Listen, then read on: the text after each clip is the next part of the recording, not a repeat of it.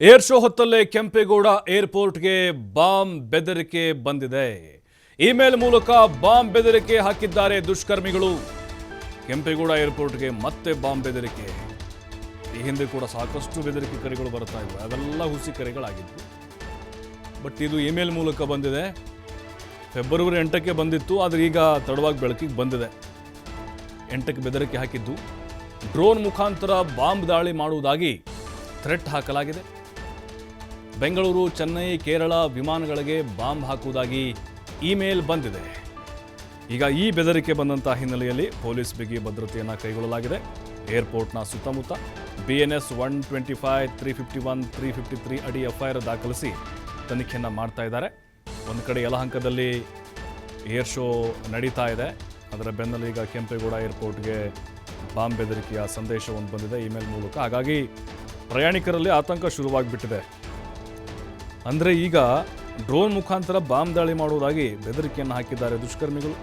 ಅದರಲ್ಲೂ ಬೊಮ್ಮಾಯಿ ಇದ್ದಾರಲ್ವಾ, ಮಾಜಿ ಮುಖ್ಯಮಂತ್ರಿ, ಅವ್ರಿಗೇನೋ ಪತ್ರ ಬರೆದಿದ್ದಾನಂತೆ ಇವನು ಬೆದರಿಕೆ ಹಾಕಿದವನು.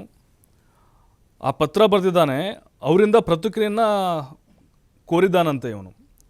ಹಾಗಾಗಿ ಪ್ರತಿಕ್ರಿಯೆ ಬಂದಿಲ್ಲ.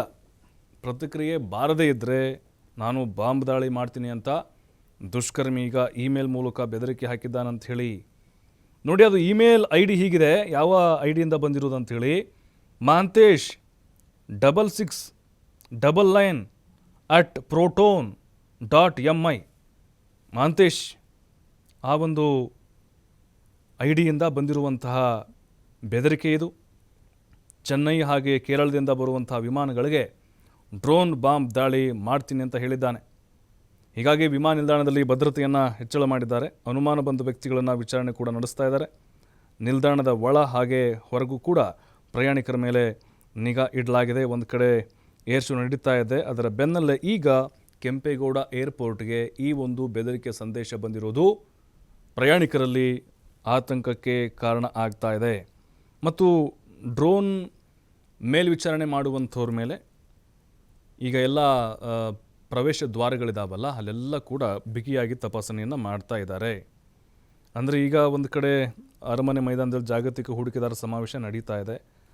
ಡ್ರೋನ್ಗಳು ಸಹಜವಾಗಿ ಈಗ ಆ ವ್ಯಾಪ್ತಿಯಲ್ಲಿ ನಿಷೇಧ ಮಾಡಿದ್ದಾರೆ, ಈಗ ಯಲಹಂಕ ಆ ವ್ಯಾಪ್ತಿಯಲ್ಲಿ. ಮತ್ತು ಇಲ್ಲಿ ಕೆಲವು ಕಡೆ ಈಗೇನು ಡ್ರೋನ್ ಎಲ್ಲೆಲ್ಲಿ ಹಾರಾಟ ಮಾಡ್ತಾ ಇರುತ್ತೋ ಅನುಮಾನ ಬಂದರೆ ಅವುಗಳನ್ನು ಕೂಡ ವಶಕ್ಕೆ ಪಡೆಯುವಂಥ ಕೆಲಸವನ್ನು ಪೊಲೀಸರೀಗ ಮಾಡ್ತಾ ಇದ್ದಾರೆ. BNS 125, 351, 353 ಅಡಿಯಲ್ಲಿ FIR ದಾಖಲಿಸಿ ಈಗ ತನಿಖೆಯನ್ನು ಶುರು ಮಾಡಿದ್ದಾರೆ ಪೊಲೀಸರು. ಬೊಮ್ಮಾಯಿಗೆ ಪತ್ರ ಬರೆದಿದ್ದರು, ಅವರು ರಿಯಾಕ್ಟ್ ಮಾಡದಿದ್ದರೆ ಬಾಂಬ್ ಹಾಕ್ತಾನಂತೆ. ಯಾರು ಗೊತ್ತಿಲ್ಲ, ಇವನು ಅವ್ರ ಹತ್ರ ಏನಾದರೂ ಇವನು ಬೇಡಿಕೆ ಇಟ್ಟಿದ್ನೋ ಗೊತ್ತಿಲ್ಲ. ಅವರಿಂದ ಏನಾದರೂ ಇವನು ಕೆಲಸ ಆಗಬೇಕೋ, ಅವರೇನಾದರೂ ಈಗ ವಾಪಸ್ ಅದಕ್ಕೆ ಯಾವ ರೀತಿ ಪ್ರತಿಕ್ರಿಯೆ ಕೊಡ್ತಾರೆ ನೋಡಬೇಕು. ಯಾಕಂತ ಹೇಳಿದ್ರೆ ಅವ್ರ ಹೆಸರು ಮೆನ್ಷನ್ ಮಾಡಿದ್ದಾನಂತ ಹೇಳಿದ್ರೆ ಅವನು ಇಲ್ಲಿಯವನೇ, ಪಕ್ಕ ಕರ್ನಾಟಕದವನೇ ಅಂತ ಅರ್ಥ.